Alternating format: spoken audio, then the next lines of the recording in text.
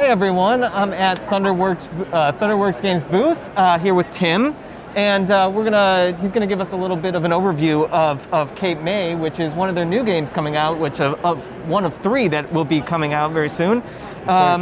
It is a hand management, area majority, set collection, a little bit of engine building. Yeah, a little bit of an economic engine building, that's right. So we love to make our games have a lot of different mechanisms in it. It kind of touches all the bases. People who like one thing, there's a little something for everyone. Yeah. So Cape May will be coming out this fall. It's now on the boat. Awesome. And we didn't do a Kickstarter for this. It was just pre-order, so people can pre-order it still from our website at thunderworksgames.com.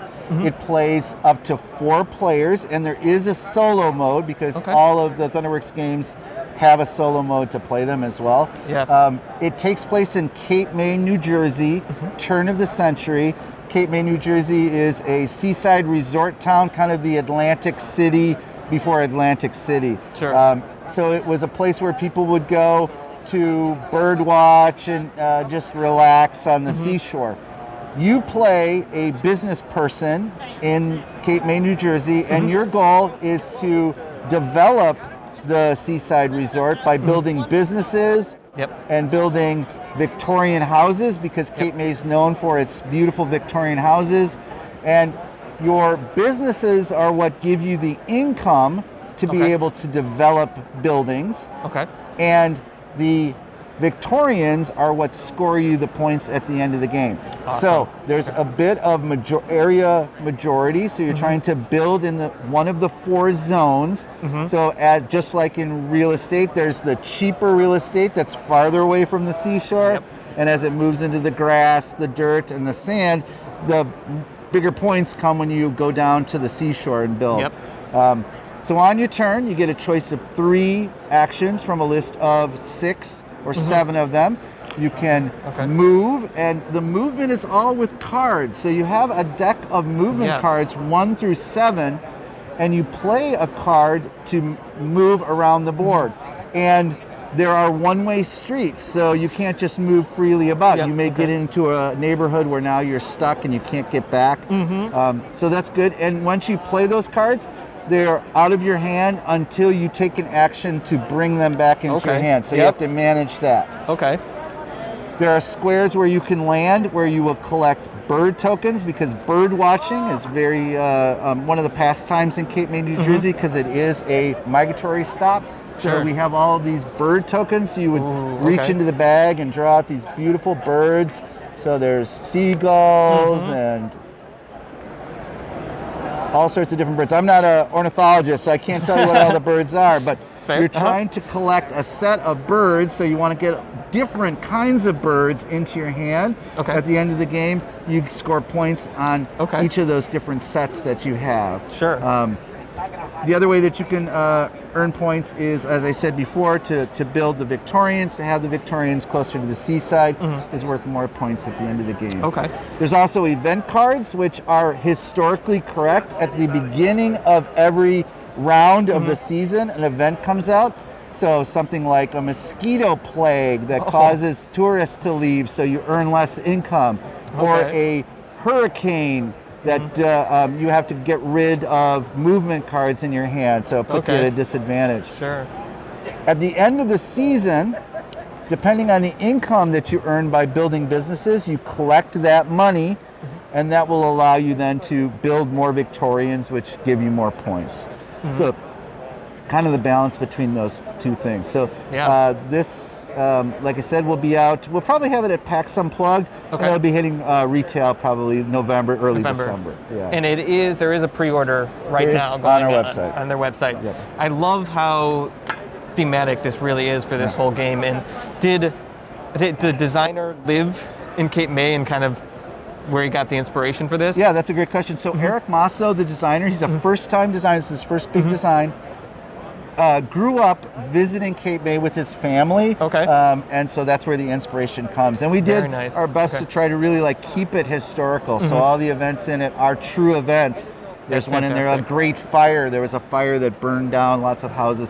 Yeah. And people who go to Cape May will tell you the Victorians are really still there. There's all these Victorians on the hill on the seaside, painted all these beautiful pastel colors. So that's yeah, awesome. it's really art is done by Michael Menzel. Okay. Beautiful kind of peaceful pastel kind of colors. No, the artwork on this is fantastic. We'll get photos of it to put on the Instagram. But so playing through, what are some of been your favorite strategies to kind of that's what's fun. Explore with this? Yeah, that's what's fun. There's a bunch of different things that you can do. One of the things that I really have kind of found that I enjoy and a lot of people underestimate is the bird collection. Okay.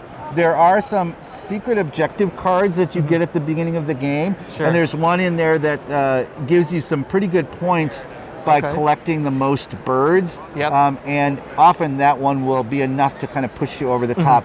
We found in playtesting and just having people play it that the scoring is pretty tight. So there's people are pretty close, within maybe 5 points of each other. So anything that will put you over the top is a good winning strategy.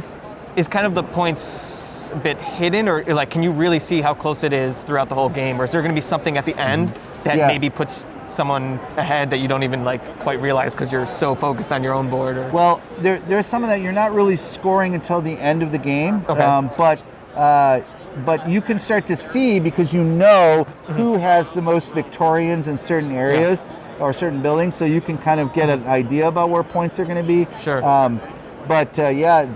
You can have a secret objective that will really put you over the top. So it's kind of fun that way. The reveal at the end. Well, this has me even more excited about it. Yeah. And looking at all the components, they are so awesome. Yeah. And we were watching the play before and kind of, well, I guess it was more so when they were done and putting it all up there was so cool, seeing the board develop. And I mean, thematically you have like the Victorian, and then when you upgrade it to a landmark status, you put it into the white picket fence, so iconic white picket fence. So it's fun to look at. And then the famous Cape May Lighthouse. This is the round marker, and that's what's kind of the icon of Cape May, is that lighthouse, just like it's on the cover that Michael Menzel did. So that is awesome. I love this. So is it probably maybe a medium weight game, you'd say? I would say it's medium light. Yeah, medium light, okay. I think that people who are a little bit intimidated by heavy Euro games, this is not heavy Euro. I think this is a game that gamers will enjoy because there's enough strategy in it. But newer gamers, families with older kids, I think could definitely play it and really enjoy it. And because it is fun to look at, the movement is fun.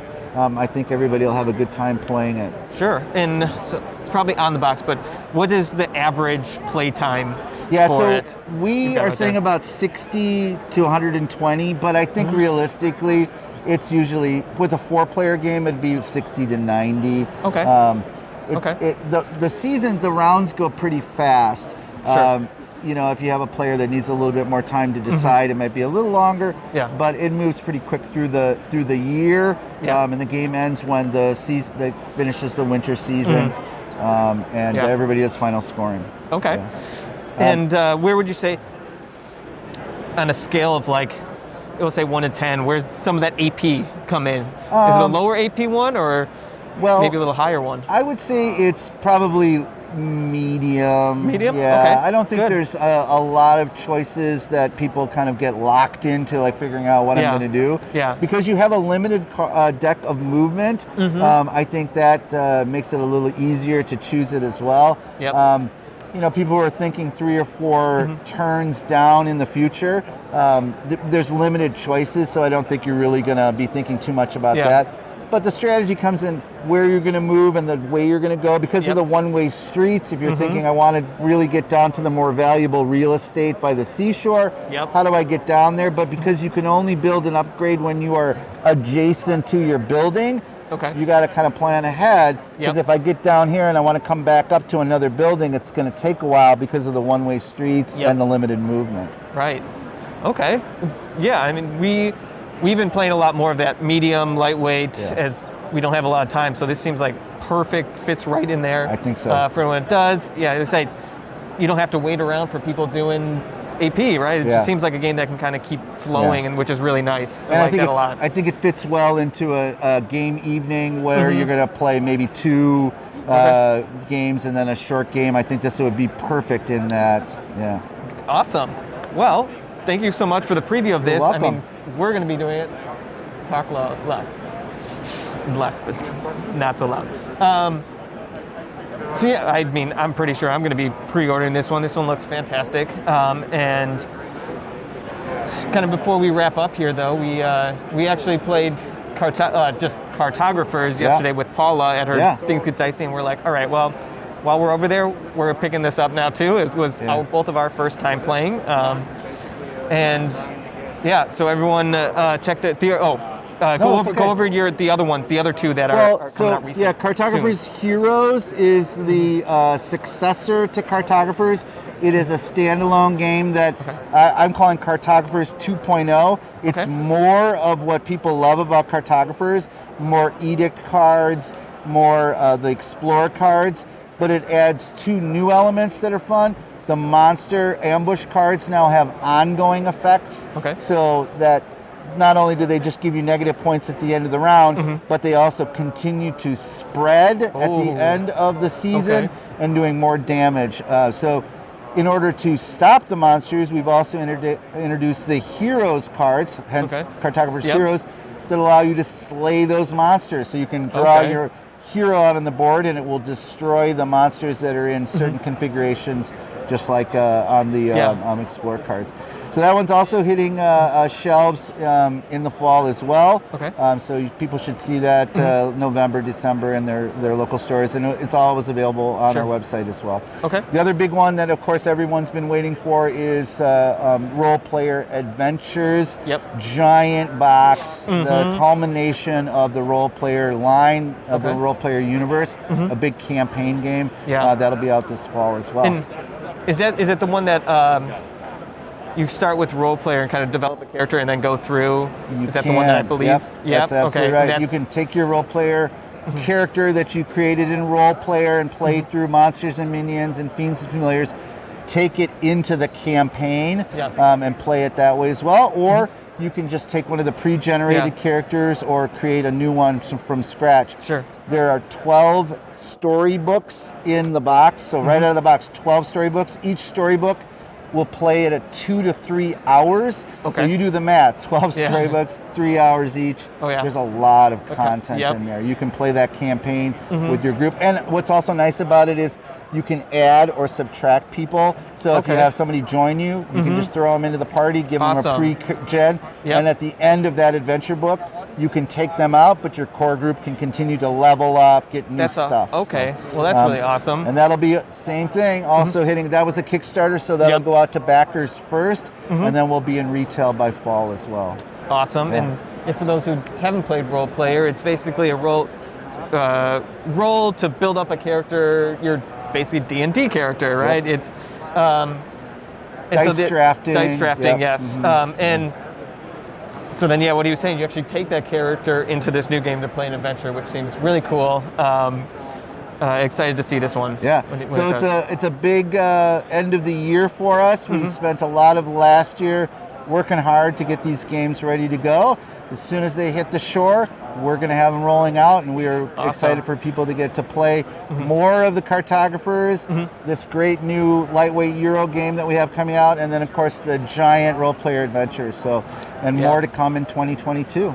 Fantastic. Well, we look forward to seeing those ones too. Thank you everyone for joining us. Thank you, Tim, for having us at your booth and showing us this. Thanks everyone. For having me on.